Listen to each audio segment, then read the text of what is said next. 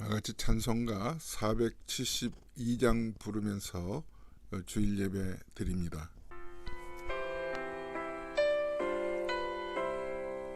내 병든 손 내밀라고 주 예수님 말씀하네. 그 말씀을 굳게 믿고 병든 손을 내밀어라. 옛날같이 오늘날도 주 권능이 크시오네.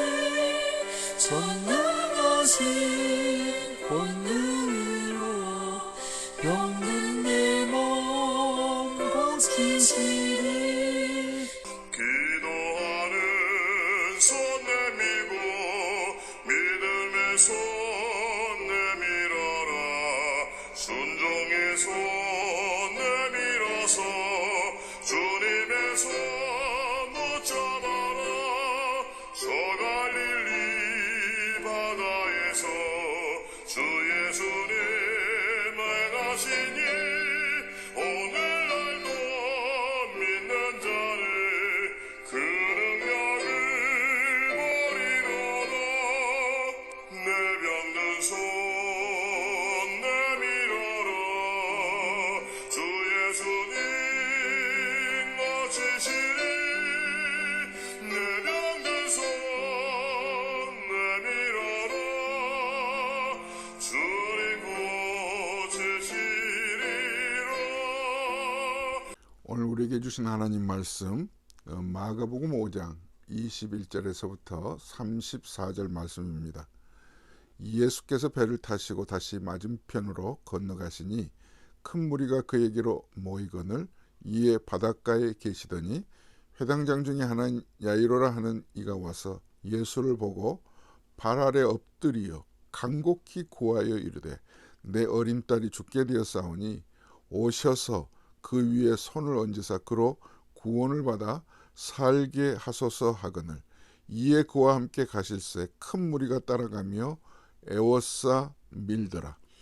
12해를 혈루증으로 알아온 한 여자가 있어 많은 의사에게 많은 괴로움을 받았고 가진 것도 다 허비하였으되 아무 효험이 없고 도리어 더 중하였던 차에 예수의 소문을 듣고 무리 가운데 끼어 뒤로 와서 그의 옷에 손을 대니 이는 내가 그의 옷에만 손을 대어도 구원을 받으리라 생각함일러라. 이에 그의 혈루 근원이 곧 마름에 병이 나은 줄을 몸에 깨달았니라. 예수께서 그 능력이 자기에게서 나간 줄을 곧 스스로 아시고 무리 가운데서 돌이켜 말씀하시되 누가 내 옷에 손을 대었느냐 하시니 제자들이 여짜오되 무리가 애워싸 미는 것을 보시면 누가 내게 손을 대었느냐 물으시나이까 하되 예수께서 이 일 행한 여자를 보려고 둘러보시니 여자가 자기에게 이루어진 일을 알고 두려워하여 떨며 와서 그 앞에 엎드려 모든 사실을 여쭈니 예수께서 이르시되 딸아 내 믿음이 너를 구원하였으니 평안히 가라 내 병에서 놓여 건강할지어다. 아멘. 하나님의 나라의 기준으로 보면 세상의 저울과 예수님의 저울은 판이하게 다릅니다. 세상의 저울은 무엇을 우선시하냐면 은과 금을 우선시하죠.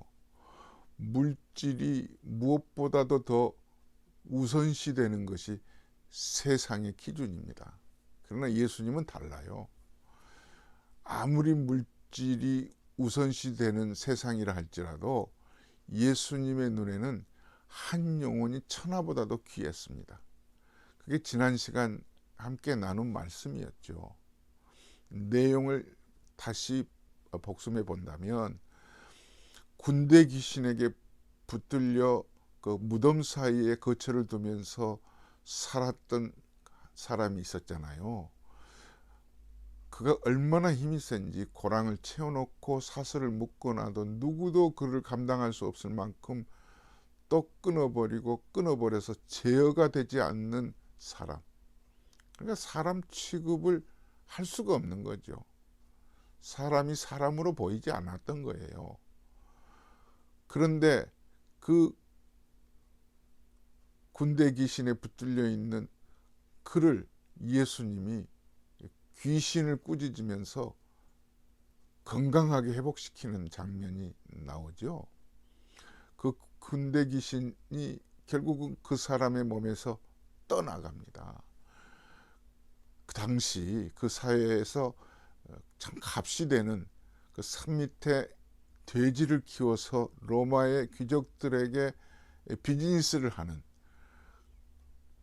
사람들의 눈에는 돼지 2,000마리가 무엇보다도 값이 되는 그런 그 사회였는데, 그 돼지 2,000마리에게 이 귀신이 다 그곳으로 들어간 거예요. 그러니까 예수님의 눈에는 아무리 돼지가 귀하고 값이 되고 이 사람은 사람 취급할 수 없는 그런 모습이었더라도 그 귀신에게 붙들려 사는 그 사람도 하나님의 피조물이라는 거죠. 그 몸에서 귀신만 쫓아내면 그 영혼이 새로워질 수 있다는 거죠. 누구든지 그리스도 예수 안에 있으면 새로운 피조물이라. 이전 것은 지나갔으니 보라 새 것이 되었도다. 새 것이 되었도다. 하나님 은혜지요. 사랑하는 성도 여러분, 이게 예수님이 가지고 있는 가치입니다. 그러기 때문에 저와 여러분들도 그 예수님의 눈에 귀하게 여김을 받아서 귀하고 귀하다, 귀하게 여김을 받아서 이 자리까지 오게 된 것 아니겠습니까? 그 은혜가 저와 여러분에게 있기를 주의 이름으로 축원합니다. 아멘. 이어서 귀신에 휘둘린 악령에 사로잡혀 있었던 이 사람을 건강하게 예수님이 고치셨잖아요. 그러니까 이 사람이 예수님을 이제 따라다니겠다고 하는데 거절하시죠. 예수님이 집으로 돌려보냅니다. 그리고 집에 가서 너에게 있었던 일, 성경은 그것을 큰 일이라고 그러죠. 하나님께서 행하신 큰 일을 가족들에게 알려라. 이 건강하게 회복된 사람이 집으로 돌아가서 큰 일 경험했던 것들을 말하게 되죠. 다시 말하면 하나님의 은혜에 나팔수가 되는 겁니다. 하나님의 나라의 가치는 큰 일을 경험한 사람들이 그 경험했던 일이 얼마나 더 큰지. 여러분, 사고를 만나면요, 교통사고를 보았다거나 무슨 큰 그 재난이 있었던 일이라든가 하면 우리가 집에 가서 가만히 안 있잖아요. 말하게 되잖아요. 마찬가지죠. 그래서 이 사람이 자기에게 있었던 일을 식구들에게 얘기할 뿐만 아니라 온 동네방네 사람들에게 다 전파하게 된 겁니다. 하나님의 나라 복음은 이렇게 해서 퍼져나가게 되고 알려지게 되고 그러므로 확산되게 되는 것을 우리는 보게 되는 거예요. 오늘 21절에서부터 43절 안에는요, 두 가지의 사건이 샌드위치 기법이라는 마가만이 사용하는 특별한 기법으로 기록되어 있어요. 이 샌드위치 기법의 특징은 이름 그대로 햄버거나 샌드위치의 맛을 결정하는 것은 가운데 있는 내용물이잖아요. 내용물이 무엇이 들어있는지, 야채가 무슨 야채가 들어있고 또 거기에 고기나 생선이 무엇이 들어있느냐에 따라서 맛도 달라지고 값도 달라지잖아요. 마찬가지로 오늘 이 마가는 두 가지 사건을 동시에 기록해 놓는데 가운데 끼어 있는 이 사건을 오히려 두드러지게 강조하고 있습니다. 두드러지게. 가운데 있는 사건은 무슨 사건이느냐 하면 12년 동안 혈루증으로 고통당하는 한 여인이 예수님의 옷자락 만지는 사건이에요. 그리고 이 혈루증 앓은 이 여인의 사건을 가운데 담아서 강조하면서 양쪽에 이것도 무시 못하는 함께 중요하게 다루는 사건이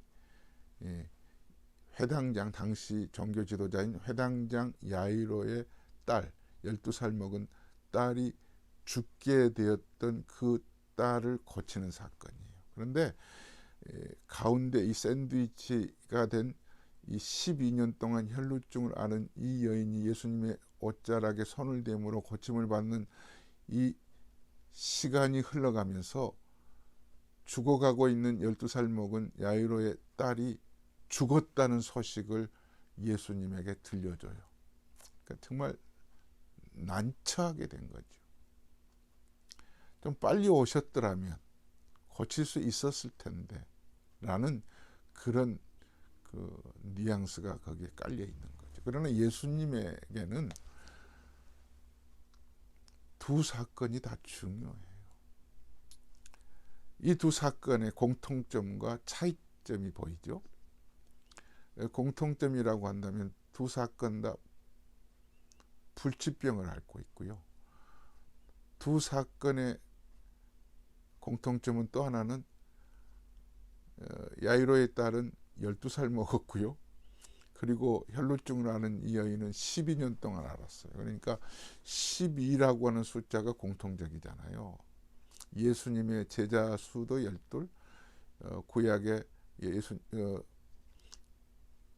이스라엘의 지파도 12. 그러니까 12이라고 하는 숫자를 좀 뭐 또 풀어본다면 완전수예요. 그러니까 12살 먹은 이 야이로의 딸이나 12년 동안 병을 앓는 이 여인이나 불치병이라는 거죠. 누구도 고칠 수가 없는 거고요. 더 나아가서 회당장 이 야이로, 이 회당장 야이로의 이름의 뜻이 뭔지 아세요? 나는 고칩니다, 이런 뜻이에요. 그런데 자기 딸도 못 고치잖아요. 남들은 고사하고 자기 딸도 못 고치는. 그러니까 당시 유대 회당을 중심으로 한 종교적인 상태를 들여다볼 수 있는 거죠. 빵점이죠. 아무것도 할 수 없는 거예요. 영적으로 자기 딸도 못 고치는데 그때 그 무리들, 그 사회의 상황이 어떠했다는 것, 종교적인 상황이 어떠했다는 것을 오늘 성경은 보여주고 있는 거예요. 그리고 더 나아가서 차이점이라고 한다면 12년 동안 혈루증을 앓는 이 여인은 이름도 없어요. 결국은 사회 저변에 숨어서 살아야 되는, 외출도 불가능한 그런 여인이라고 한다면 12살 먹은 이 야이로의 딸은 사회 지도자급이잖아요. 그러니까 극과 극이에요. 이게 달라요. 그러나 예수님의 눈에는 모두 다 소중해요. 모두 다 소중해요. 그리고 예수님의 눈에는 모두 다 고침받아야 할 대상이에요. 모두 다 예수님 만나면 고쳐질 수 있고, 예수님 아니고는 그 불치병을 누구도 치료 불가능한 거예요. 우리도 마찬가지잖아요. 이 정도 되면 절망이죠. 우리의 아이가 마치 야이로 회당장의 딸이 다 죽어가는 것처럼 우리 집안에 이런 아이가 있다면 우리는 안절부절할 거예요. 그래서 예수님에게 꿇어 엎드려서 우리 집에 오셔서 내 딸을 좀 고쳐달라고 하여 예수님을 모시고 가던 중에 거기서 예수님이 야이로, 회당장 야이로의 눈으로 보면 시간 낭비하시는 거예요. 아니 빨리 오시기로 하고 우리 집에 가시기로 했는데 엉뚱하게 어찌 보면 사람 취급도 받지 못하고 그냥 숨어 살아야 되고 외출이 불가능한 이 12년 동안 고통받는 이 혈루증 앓은 이 여인을 예수님이 고치게 되는 이 사건을 우리는 만나게 됩니다. 처음 말씀을 드렸던 것처럼 이 샌드위치 기법에서 다루고 싶은 이 저자의 특성은 이 12년 동안 헬루증으로 앓은 이 여인이 어떻게 고침을 받았는가를 더 분명하게 확실하게 우리에게 보여주고 싶으셔서 기록해 놓고 있는 거잖아요. 이 12년 동안 앓는 이 여인은 그동안 할 수 있는 일은 다 해봤어요. 모든 의원들, 요즘으로 말하면은 전문의도 만나봤고요. 뭐 노스웨스턴 대학, 뭐 서울대병원, 뭐 삼성병원, 그 세계적으로 유명한 박사 의사 다 찾아가 봤어요. 그러나 시간 낭비, 물질 낭비, 아무 효험이 없었다고 그러죠. 그런데 예수님이 지나가다는 소문을 듣게 된 거예요. 그래서 내가 예수님 만나면은 좀 고침을 받지 않을까? 확신은 없었어요. 확신은 없었어요. 정말 확신이 있어서 찾아간 건 아니죠. 성경 이렇게 기록되어 있어요. 예수의 소문을 듣고 무리 가운데 끼어 뒤로 와서 그 옷에 손을 대니 이는 내가 그의 옷에만 손을 대어도 구원을 받으리라 생각함이라. 그냥 생각만 하는 거예요. 그러니까 구원을 받으리라 말은 고침을 받으리라는 그런 간절함이 묻어 있는 거죠. 그러니까 이 여인은 죽기 살기잖아요. 어디 곳에서도 고침을 받지 못했기 때문에 이제는 막다른 길이죠. 이제 예수님을 만나러 지금 세상 밖으로 나왔다고 하는 것은 율법을 어긴 거고요. 그러나 예수님 만나서 고침을 받지 못하면 나는 끝장이구나 하는 그런 간절함으로 예수님의 옷자락만 만지더라도 내가 고침을 받지 않겠는가. 확신 있는 믿음은 아니지만 그러나 간절한 마음 가지고 나온 거예요. 근데 예수님의 옷자락을 만졌잖아요. 그런데 무슨 일이 일어났죠? 확신은 없었어도 만졌는데 정말 기적이 일어난 거잖아요. 기적이 일어난 거잖아요. 그래서 예수님이 누가 내 옷자락을 만졌느냐고 그러죠. 예수님은 아셨거든요. 그런데 제자들은 어땠어요? 아니 이렇게 무리들이 많아서 이리 스치고 저리 스치고 어깨 부딪히고 다니는데 어디서 예수님을 누가 만졌는지를 알 수 있겠습니까? 그러나 예수님은 아셨어요. 여러분 우리도 알잖아요. 스치는 사람과 만지는 사람은 달라요. 의도적으로 이 12년 동안 병든 이 여인은 예수님을 터치한 거잖아요. 예수님 왜 모르셨겠어요? 사랑하는 여러분, 우리들도 영적인 상태, 우리들의 삶의 현장에서 정말 막다른 길에 서 있을 때가 있거든요. 이제는 끝이야. 더 이상 길이 없어. 그러나 이럴 때 이 여인처럼 예수님의 옷자락만 만져도 내가 구원을 받으리라는 생각만 가지고 예수님에게 나오면 기적이 일어나는 거예요. 예수 앞에 나오면 모든 죄 사하고. 예수님은 이 여인을 찾습니다. 누가 내 옷자락을 만졌느냐. 그래서 이 여인이 깜짝 놀래죠. 왜? 만졌더니 나은 거거든요. 예수님과 대화 한번 해보지 못한 채 옷자락만 만졌는데. 그래서 예수님이 찾아서 예수님에게 나아가죠.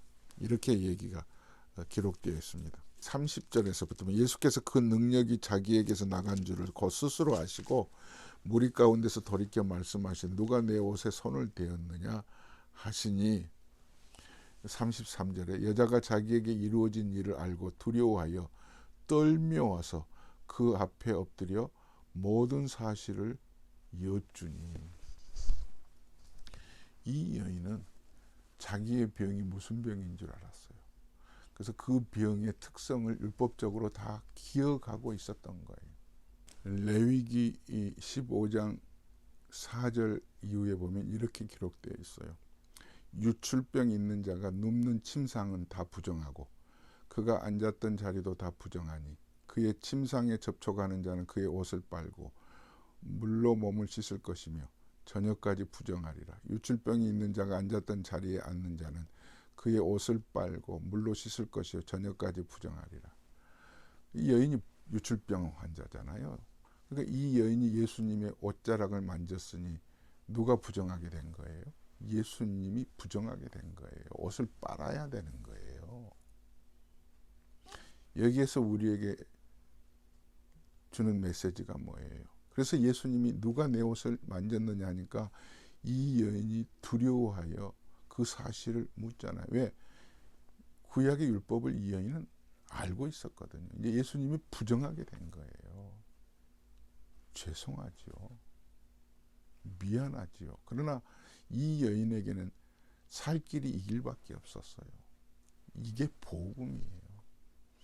우리의 살 길은 예수님이 내 대신 부정하게 되고 예수님이 내 죄 지시고 십자가 지셔서 죽으셔야만 되는, 이게 복음 아니에요? 이게 복음 아니에요? 사랑하는 여러분, 예수님은 내가 저 여인을 대신해서 부정하게 되겠다. 오히려 저 여인이 깨끗하게만 되면 나는 괜찮아. 이 여인의 믿음을 높이 산 거죠. 성경을 보십시다. 34절에 예수께서 이르시되 딸아 내 믿음이 너를 구원하였으니 평안히 가라. 내 병에서 놓여 건강하게 될 것이다. 건강하게 될 것이다. 이 여인은 행여나 예수님이 네가 내 옷 만지면 나는 부정하게 되었어, 너 때문에 내가 못 살게 되었어가 아니잖아요. 오히려 예수님이 축복해 주시죠. 사랑하는 여러분, 수고하고 무거운 짐진 자들아 다 내게로 오라. 예수님에게 가지고 나오는 거예요. 정말 혈루증 앓은 여인과 같은 모습이 내 모습이잖아요. 내 모습이잖아요. 예수님 옷자락을 만지겠다고 하는 그런 간절한 마음 가지고 우리 예수님에게 나오잖아요. 사랑하는 여러분, 예배가 무엇입니까? 신앙이 무엇입니까? 죽기 살기로 예수님 옷자락만 만져도 나을 것이라고 하는 이런 생각으로 나오는 것과 그냥 예수님의 옷자락 만지는 그런 마음이 아니라 그냥 스치는 것으로 나오는 것과는 달라요. 교회에 나오는, 예배하러 나오는 그런 태도도요, 스치는 사람과 정말 만지겠다고 하는 이런 간절한 마음과는 결과가 달라요. 여러분은 어떤 마음 가지고 예배하러 나오십니까? 이게 샌드위치 기법으로 마가가 이 혈루병을 앓는 이 여인을 우리에게 보여주고 있는 거예요. 의도적으로 내가 고침을 받을 것이라고 하는 간절한 마음으로 죽기 살기로 예수님의 옷자락만 만져야 되겠다고 할 때 예수님 능력이 드러나고 예수님이 오히려 그 여인이 고쳐지고 예수님은 부정하게 된 거죠. 이러는 차에 12살 먹은 이 야이로의 딸이 이제 죽었다는 전갈이 오죠. 죽었다는 전갈이 옵니다. 그러니까 이제 제자들이 이제 그러면 예수님 가실 필요 없네. 죽었으니 이제 예수님 그냥 이전 다른 길로 갑시다. 예수님 괴롭게 하지 마세요. 근데 야이로, 회당장 야이로의 입장에서는 어떻습니까? 정말 얄밉지요. 예수님 조금 일찍 가셨더라면. 그러나 예수님의 눈에는 그 12살 먹은 야이로의 딸이 죽었어도 그가 죽은 게 아니거든요. 나중에 찾아가시죠. 죽었는데도 갔어요. 아마 야이로나 그 주변에 있었던 많은 사람들, 무리들, 제자들까지도 뭐 소망이 없는데 왜 가시나 그럴 거예요. 그러나 예수님은 그 아이의 방에 들어갈 때 따라온 사람들을 막고 들어가셔서 이 소녀가 잔다 그러죠. 잔다. 잔다라고 하는 것은 일어난다는 것을 전제해서 쓰는 용어잖아요. 요한복음 11장에도 보면 예수님의 친구 나사로가 죽게 되어서 죽은 지 나흘이나 됐는데 마르다와 마리아의 오라비죠. 예수님이 좀 일찍 오셨더라면 우리 오라비가 죽지 않았을 텐데 하는데 그들을 향해서 내 오라비가 죽은 것이 아니라 잔다 이렇게 얘기해요. 잔다. 잔다라고 하는 것은 일어난다는 것을 전제한다고 말씀드렸죠. 그 무덤 앞에 가서 나사로야 나오너라 그런 것처럼 이 12살 먹은 이 아이가 잔다 말씀하시고 소녀야 일어나라 그래요. 소녀야 일어나라. 이걸 달리다굼이라고 그러죠. 달리다굼. 아람어거든요. 굼은 부활의 의미예요. 일어나다. 달리다는 소녀야. 사랑하는 여러분, 우리의 신앙은 오늘 말씀을 기준으로 해서 어떻습니까? 예수님에게 나아올 때마다, 예배하러 나올 때마다 스치는 마음으로 오시는입니까? 아니면 정말 만져야 되겠다고 하는 이런 각오로 나오십니까? 정말 만져야 되겠다는 이 각오가 있을 때 아마 기적이 있을 줄로 믿습니다. 하나님 아버지 감사합니다. 스치는 신앙에서 떠나게 하시고 간절한 마음으로 예수님의 옷자락만 만져도 낫겠다고 하는 이 여인과 같은 그런 믿음으로 예수님으로부터 고침을 받고 건강하게 회복되는 은혜가 우리에게 있게 해 주옵소서. 이제는 우리 주 예수 그리스도의 은혜와 하나님 아버지의 무한하신 사랑하심과 성령 하나님의 감동감화 충만하신 은혜가 달리다굼 소녀야 일어나라 이 믿음으로 살기로 다짐하는 모든 성도들 머리 위에 영원토록 함께 계실지어다. 아멘. 달리다굼 여러분의 영혼이 일어나는 축복이 있기를 바랍니다. 샬롬.